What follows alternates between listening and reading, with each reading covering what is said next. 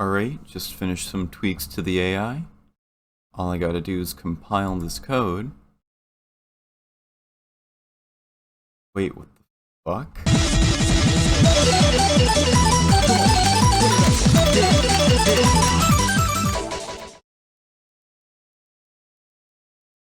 Alright, so the last video did slightly better than usual.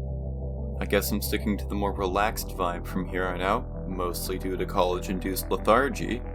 And to keep with the more direct and shorter videos, I'll get to the point faster too. In 4th Dan Devlog number 6, and yes I skipped 7, don't ask, it was a bad video, I developed a pathfinding algorithm and a map for my AI and for the player to run through.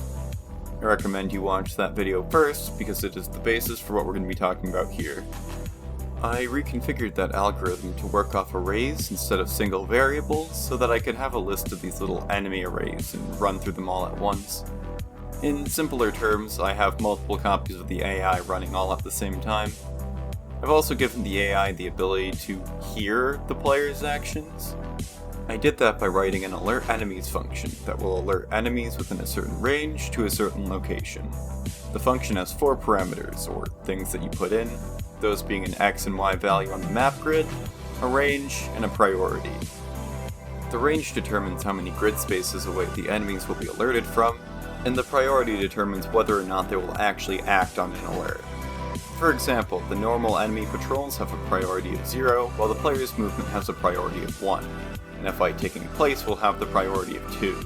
So if you get into a scuffle with the fun police, another batch of patrolling boys hear you, they will prioritize moving towards where the fight took place, rather than actively listening to you running away. This also works for things like distractions, which have a priority of 3, allowing you to slip around Bastard number 3, who likes to camp around a very small section of the map and ruin my life every time I get too close. Whenever an enemy is within the alert range, but the priority of the target they're looking for is higher, the alert is simply ignored.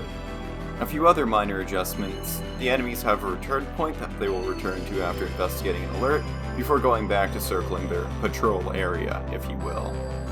I've also made it so that when an enemy obtains a new target, they ignore the don't backtread rule for one turn, to allow them to recalculate the new best path with all their options open to them. That's really all there is for this video.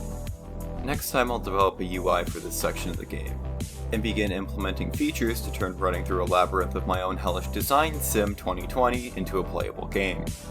I'll see you all next week when I pull myself out of a lethargic stupor for long enough to produce one singular piece of new content.